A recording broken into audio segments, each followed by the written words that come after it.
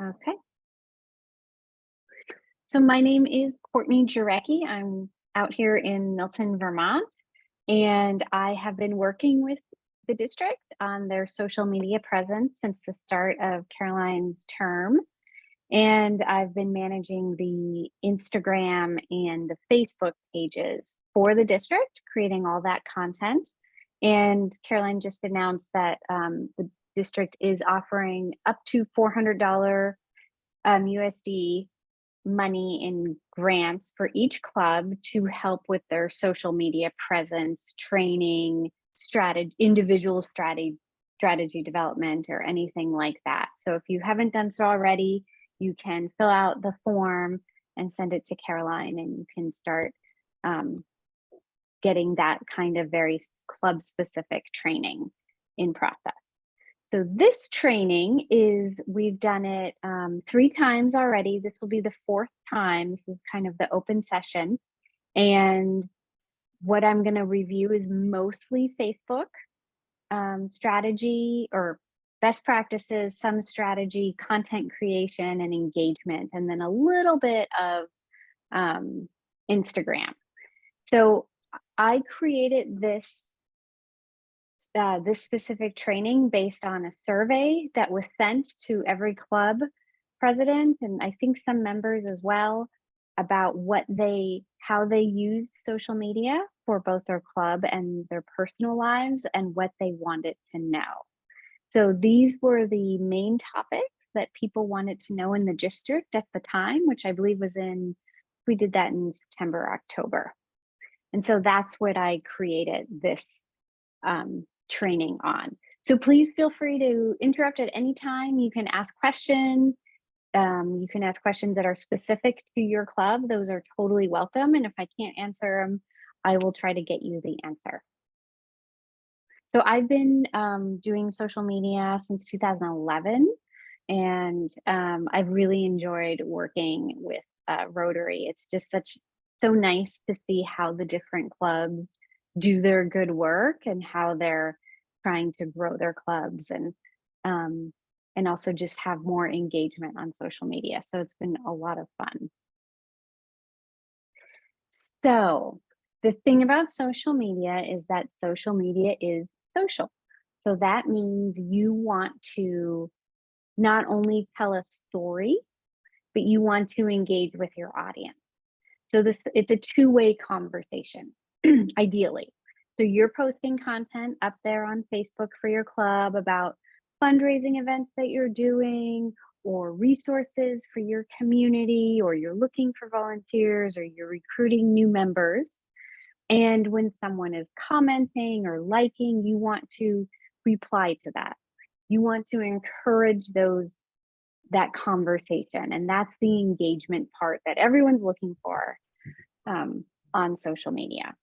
And so one of the things is how you tell that story. So rather than sharing a picture of a big Rotary check that's been donated, is you want to show through pictures and story and words how that money is helping. So if if that money is going towards building a new pavilion in the community park, show the process of the construction or the people using the pavilion.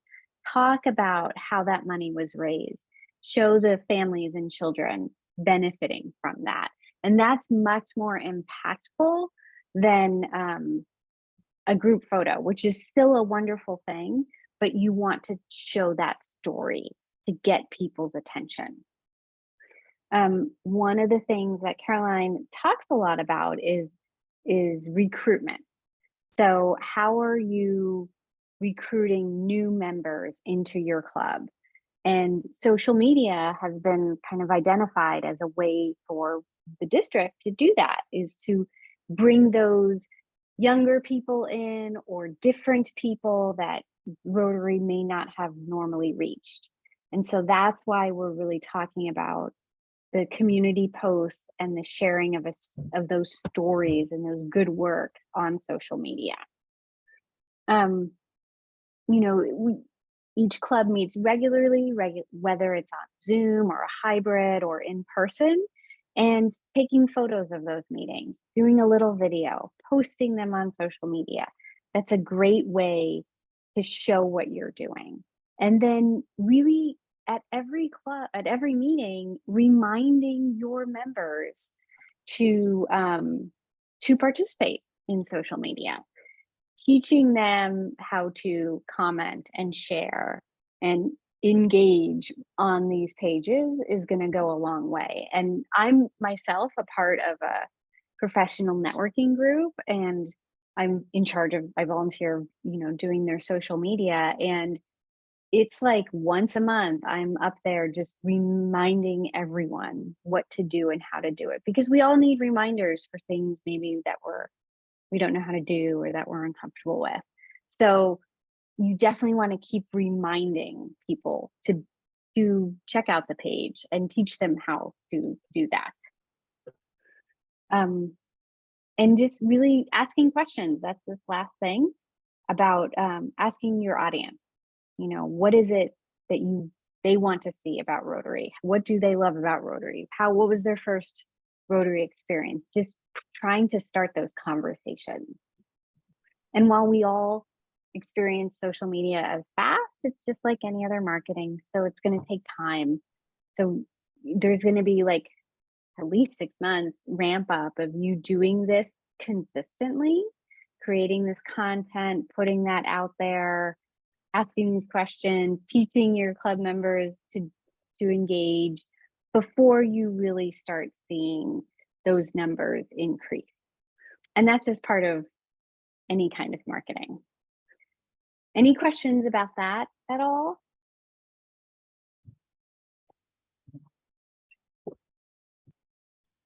No questions. I appreciate the engagement piece of it. That's a takeaway from what you just talked about so far.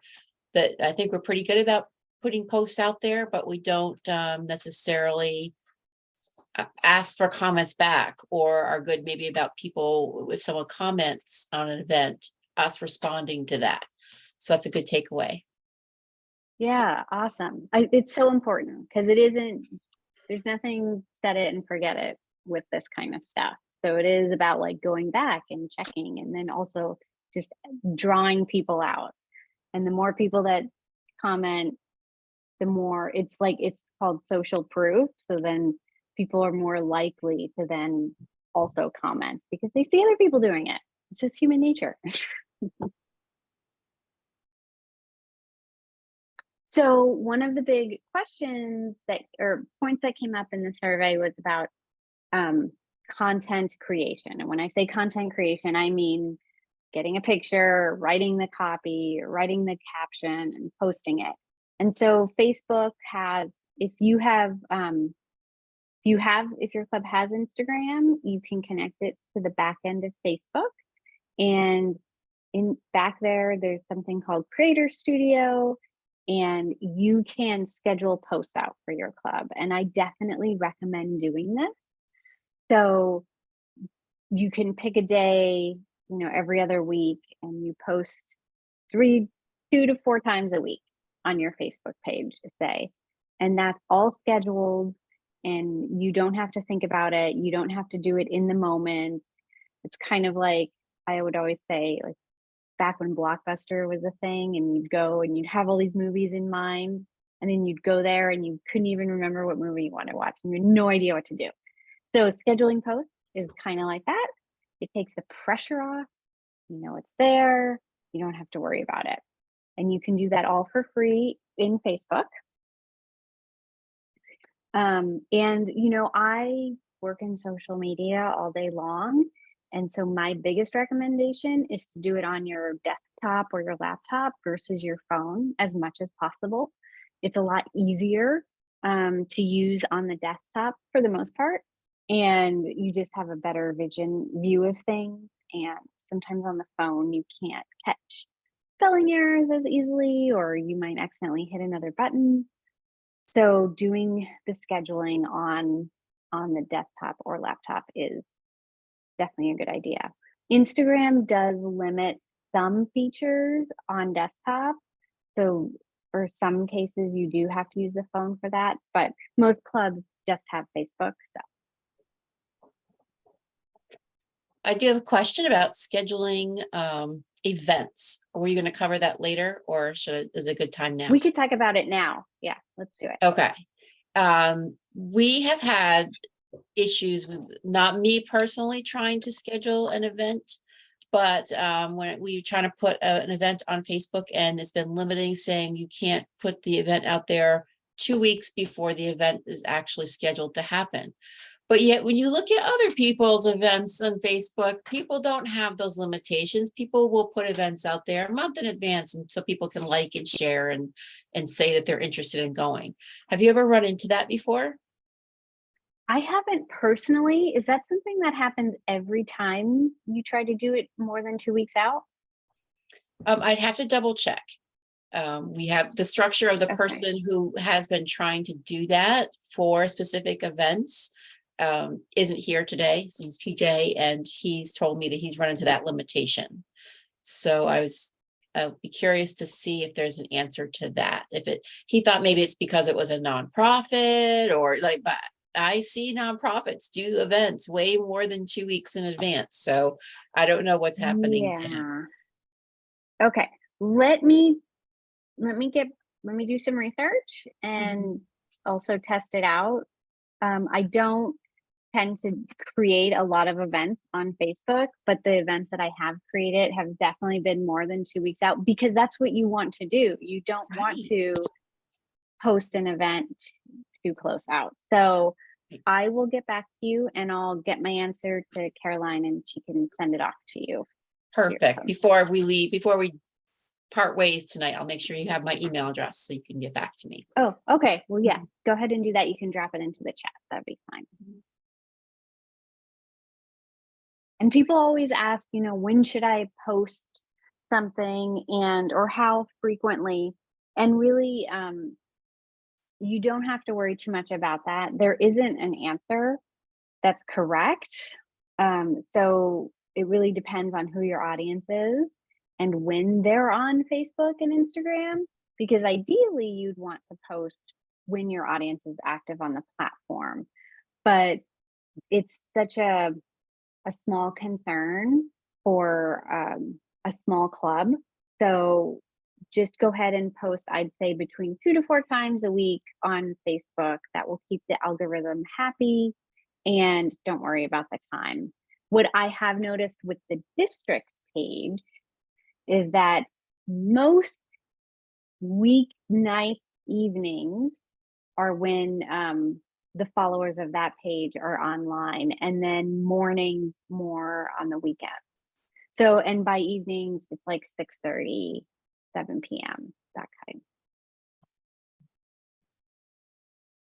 All right. So I'm going to demonstrate some stuff through Rotary. So I think I have to reshare my screen because I didn't share it all. So, okay. So here you should see the Rotary District page, correct? Okay, great. This is the admin view, so it looks different than when you come to this page and see it. But one thing that I encourage you to do that you could help grow your following on your page is that when anyone likes the page or hearts or likes a post or hearts a post, you can click on the number. And if someone doesn't already follow your page, this button would not be grayed out. It would say invite, and you can click that, and that will send a notification inviting them to like your club's page. And you can only do it once, so you're not going to over invite anyone. And so that's a good thing to do to help grow the page. And most people have success doing that. So you just go through and so this person was invited, they didn't accept it yet. This person already liked the page.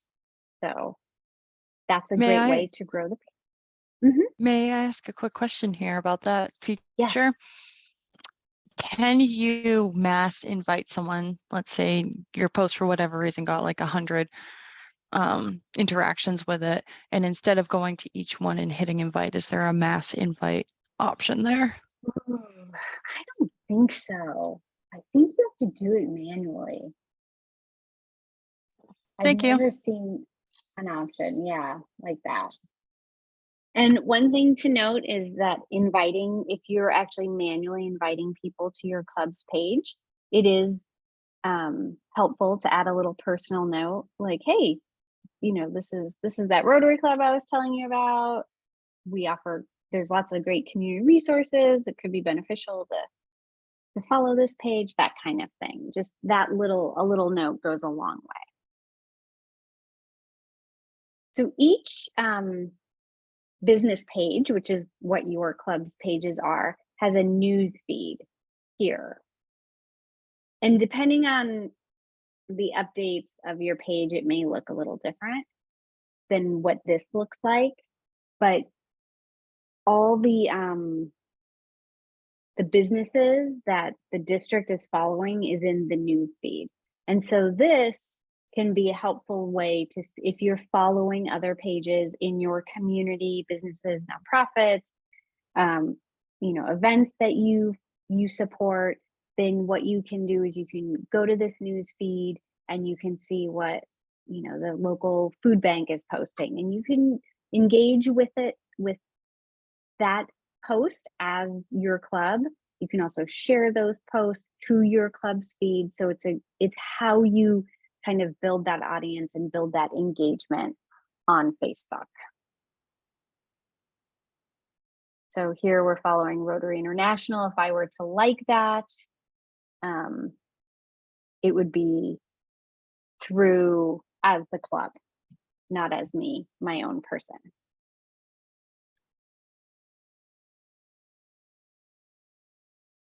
Any questions specifically about Facebook or scheduling, engaging, commenting, anything like that? No, I like your thoughts about posting 2 to 4 times a week. Our goal has always been 1. So that would mean, it sounds like maybe we're not hitting the algorithm enough in Facebook. So maybe we're not showing up on as many people's feeds. Is that how that works? Well, the algorithm has a lot of different tributaries that feed into it. One of them is your post frequency. So once a week, if you're wanting to grow your Facebook presence, once a week is definitely not enough. I would say that 2 to 4 range is a safe bet. Another kind of contributing factor into the algorithm is your engagement. So the algorithm wants to serve posts that are popular. And so the more comments, and shares a post has, the algorithm interprets that as, oh, this is fun and good for people to know about. So we'll show it to more and more people. The more followers you have, then the more likely they will see your post. Oftentimes, organic is when it's not a paid ad. Those posts, the followers of that page don't even get to see those posts. Like a huge percent or a small percentage actually get to see the post. So the algorithm is tricky. It's always changing. There's no way to fight it, beat it, but definitely frequency and engagement are the 2 main things to do for that. And go ahead, Kelly.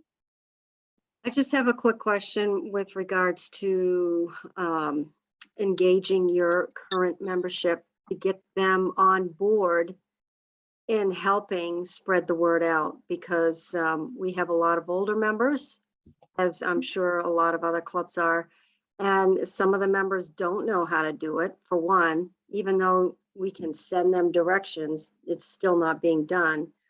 Or 2, they may not even have the device to do it.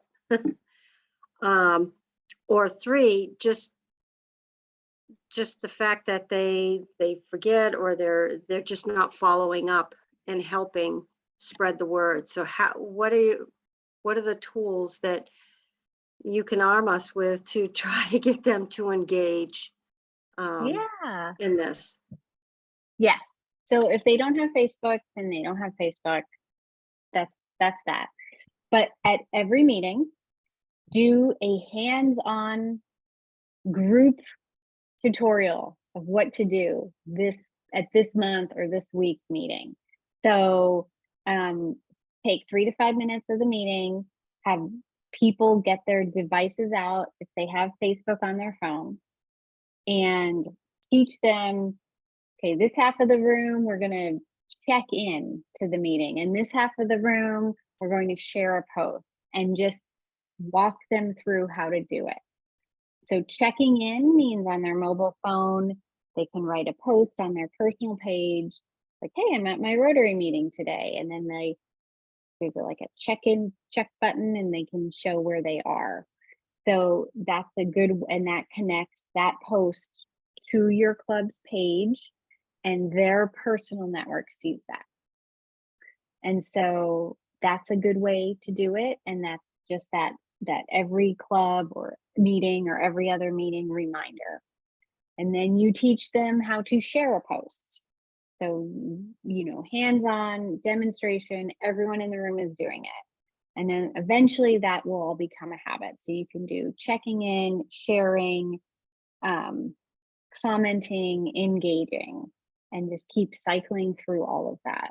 And I mentioned that business group I'm in, it took a while, and then people are still doing it, and I'm not talking about it anymore. So that's good.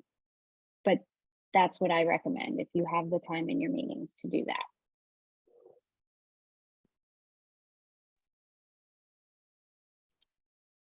And of everyone here, is there any clubs here that have Instagram? Yes, we Burlington linked our does? Instagram and Facebook. Yeah. Okay, great. Do you have any specific questions about Instagram and the management of that? No, we don't use it very often. I don't think we use it as much as we use Facebook, even though we tried to link them sometimes. If you post, is it like if you post on Instagram, it will automatically go on Facebook, but not the other way around sometimes? I'm not sure. Does that sound right? Mhm. Possibly. Yeah, you can choose if you're on, and you can choose where to post those. It depends on if you're scheduling or not, or doing it live. My recommendation always is to vary the content between the two platforms, because you have two different audiences, and you want them to be following you, and ideally they're following you on both platforms. So you don't want to have repeated content. Also, Instagram tends to be younger people, Facebook tends to be older people. So you need to tailor that copy, those captions to the generations that are on there. So I would definitely mix it up a little bit. Like, photos are sometimes hard to come by. So you could use the same photo, but just say something a little differently on those platforms.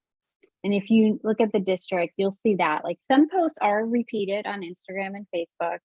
Often events that are happening, or special things we're doing, like club features or stuff like that. Those posts tend to be duplicates, but in between those kind of standard posts is a variety of content different.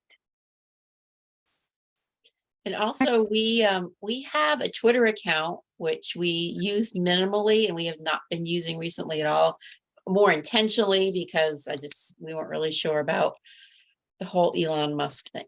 So we were just choosing to not post on Twitter. But do you have any experience with, say, Rotary District or Rotary clubs in Twitter? Do you think it's beneficial, something we should invest more time in? So it depends on your audience. There's a lot of international Rotary clubs on Twitter, for sure.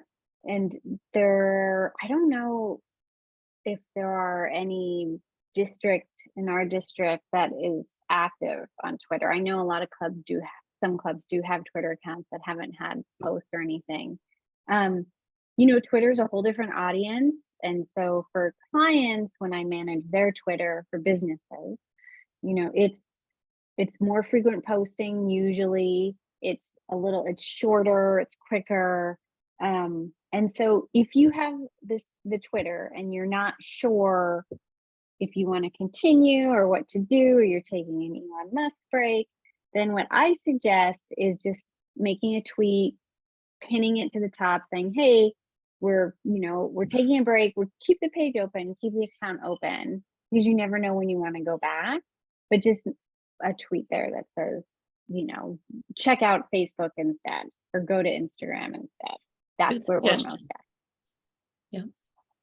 I think this brings up like a greater kind of debate or difficulty that feeds into the membership problem, where we're trying to recruit different target audiences, younger ones too, because I think a lot of the Rotary clubs that we've talked to, Facebook is primarily what they're using, and most users that are on Facebook, like you said, Courtney, are a little bit older, right, than what we're trying to target for a new demographic. So with that in mind, what would you suggest that we do? What social media platforms, or what is the best bang for our buck for trying to, like, what platforms would work best? Because personally, I don't think Twitter would be very good for that kind of a demographic, for the brand of Rotary on a local club kind of view. But it's Yeah. also, I think Instagram's nice, but just kind of wondering where do you hit that balance? Are those only two, or TikTok? TikTok. Is it Yeah. really doing well with local clubs? So I don't know. I don't, within the district, I don't know. That's not part of my scope of practice or my project scope for the district, but I am part of a couple Rotary like international groups, and internationally and in bigger cities, for sure, I'm seeing a lot of TikTok Rotary content. And so it's a commitment, right? All of Yes. it's a commitment. And so if you don't have a dedicated, excited person to do it, and no one wants to learn how to do it, then it's not going to get you anywhere, right? I know recruitment is your thing, is what you need, and it's what a lot of clubs need. And to grow that kind of membership, you do have to go where these people are. And so people are still on Facebook, people are on Instagram. Those are often the reason why the district is focusing on those, because they are the most accessible in terms of, well, people use these platforms. And there are a bunch of clubs using TikTok, and TikTok's all about creating content. It's about someone being comfortable in front of that camera. And it doesn't necessarily have to be about like trends and doing those dances and making it all fun and crazy, but it is about showing the work, showing the meaning, narrating it, using the right music, the right hashtags to try to build that audience. TikTok is still one of those social media platforms that you could get a ton of authentic, engaged followers through your content creation. But it's just a balance. This is the same thing if you think about it as a business. Like, a business should not be on every social media platform. They have to go where their target audience is, but they also have to do what's within their scope. If their employees are managing, if someone on staff is managing their social media, how much time do they have? So that's always the question. And so I don't ever recommend that a club should do something that they don't have the hours, the person, or the time to do it. Right. Because then they'll just be burnt out. How about LinkedIn? Is there maybe anyone else have experience with it, or do you have any experience with Rotary and LinkedIn? I don't know if there are clubs on LinkedIn specifically, but I know that there are plenty of members on LinkedIn. And so that's like one of a personal preference, in their bio, it could say, part of Rotary, and then sharing. I know Rotary International is on LinkedIn. And so sharing content, and just LinkedIn's a great platform for professionals and job seekers and people who needing to and wanting to build their professional network. So if you're targeting professionals in a certain generation or age group bracket in your area, LinkedIn can, if someone in your club is great on LinkedIn, that could be a way for them to kind of network with those people. Okay, good. We haven't yet, but it's been something on our to-do list because I feel LinkedIn hits a broader age of group folks, because I think professionally, whatever your age, you tend to try to put yourself out there a little bit on LinkedIn. Yes. So, Yeah, definitely.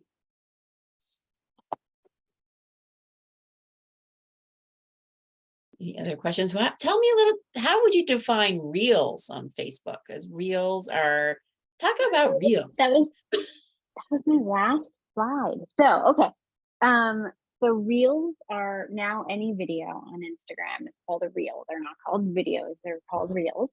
And when you're uploading a video to Facebook or Instagram, it just automatically could be put in both your feed and be suggested to people who are searching that content or looking for those kind of hashtags. So video is great, and it doesn't have to be perfect. And so that's like kind of the beauty of video, is you can just show behind the scenes, uncurated, people talking, people digging holes and planting trees.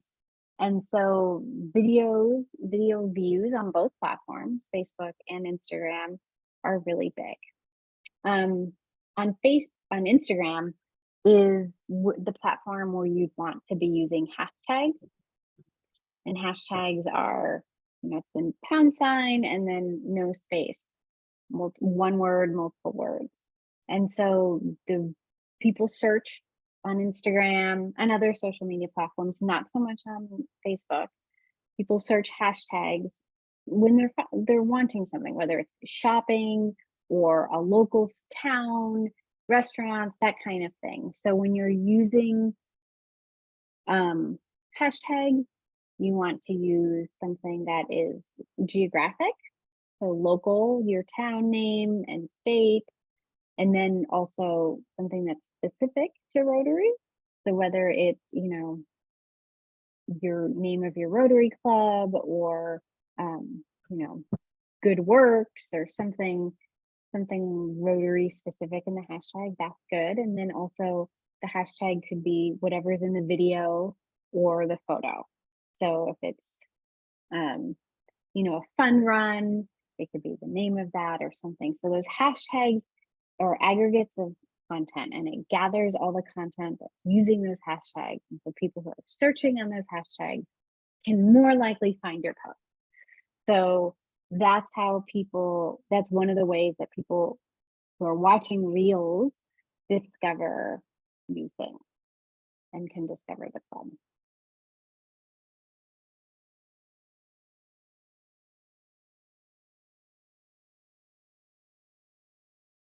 So that was like the training that I had put together for the other groups. That was this, and I'm happy to keep answering questions if you have specific club questions, or how you want to continue with the rest of the time. You've been great about answering questions on the fly, so thank you, as I keep flinging them at you. I would love to chat with you a little bit more about the district grant, and I know that your name was mentioned as possibly someone who could help us, our club, to utilize some advice in that money. So we need to chat offline about that. That would be great. Yeah. Oh, Kelly, thank you. Yeah, so the grant is it's up to $400, and I don't know what the approval process is if you wanted to work with someone else. I know that if you put my name down, then it would be automatically approved to work with me. And I just sort of, it starts with what your goals and objectives are. That's the Mhm. word. Mhm. We have a kind of a Zoom kickoff call, and I learn more about what you've done in the past, what you want to do in the future, and where you really want help. And then I do that. Whether it's build a strategy or help you with content, and then I teach you kind of the best practices of the platforms and things like that. So that's how I've been working with those grant applications. I mean, we just got started, but that's how I vision each club working out like that.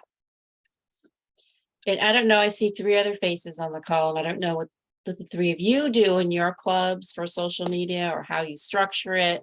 We've tried to put a structure in it because we just find that if, at least if we dedicated and had a process that that we do it more. I don't know, because it was kind of haphazard. I'd be curious to hear how you guys, how it functions in your club and who does it in your club. But we have a small committee that we meet once every other month, and we assign people to take charge of social media for a month. So you own a month, and that's when you're posting the things that you feel we should be posting. You kind of, there's lots of discretion to it, but we assign people a month. But how do you guys, you have a defined structure to what you post? You have 1 person, 3 people? How do you guys do it? Well, we only have 1 person. And Okay. I think we really need to look at that a little bit more. We're not utilizing it as well as we should. So we'll, after this and after applying for the grant, we'll try to decide how we want to utilize it better. Mhm. I use social media for a number of other things, so I'm familiar with it, but I'm not involved with my club's social media. We also have only 1 person who takes care of all of the communication, but everybody that wants to publicize something goes through that person. So everything is done the same way, which is the way of our club. And that's the same person who's in charge of Facebook. So everything's done through that person. And for our website, we want to make sure that we renew our future website. We got 3 quotes. We chose 1. We gave the contract to 1, and right now we're doing the writings. And after that, everything is going to be remade. Last year, we made our website able to have some donations and things like that. So it's now we're able to make transaction through our website, but we have to make it again because it's too old and it's not up to date. It's ugly. It's not user friendly.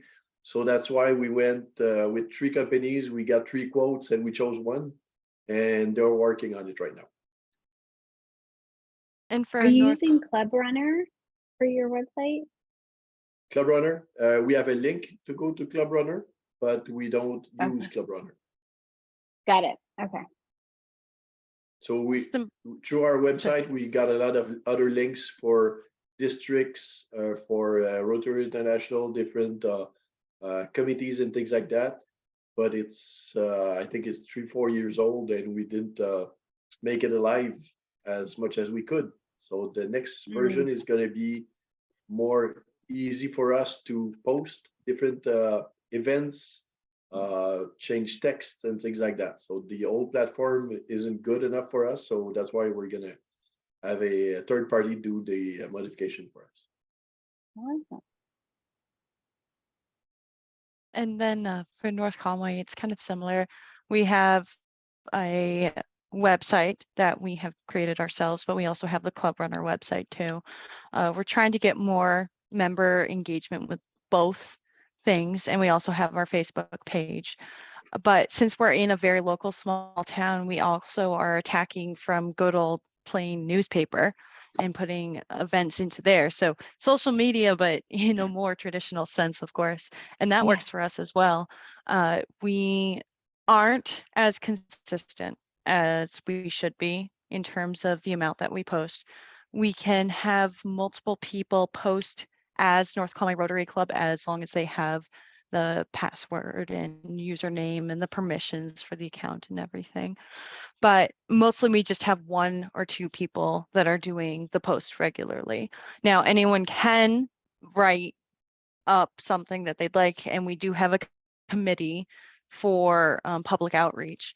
And so usually what will happen is if there's an event that happens, we send that photos from that event to the public relations committee, and then they do a write-up, and then that gets dispersed, whether through all of the different ways that we have.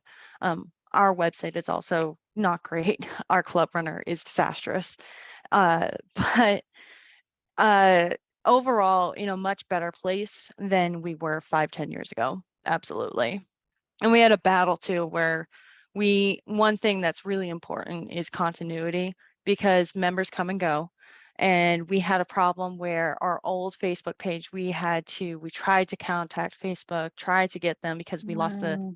account information to it because someone had left the club, and Facebook of course just never responded, and you can only put one request through them, and it just did not work. So we had to unfortunately delete that not delete it, like that page is defunct, and we had to post as a comment on it, hey, please go to our new page for all future engagement with the post, and then slowly shift our audience to the new page. So having that continuity for future generations of Rotarians to be able to access and post on that site as members is just a hard way we had to learn that lesson, unfortunately. Yes. That's You are probably not one of alone our in biggest that. challenges we've had.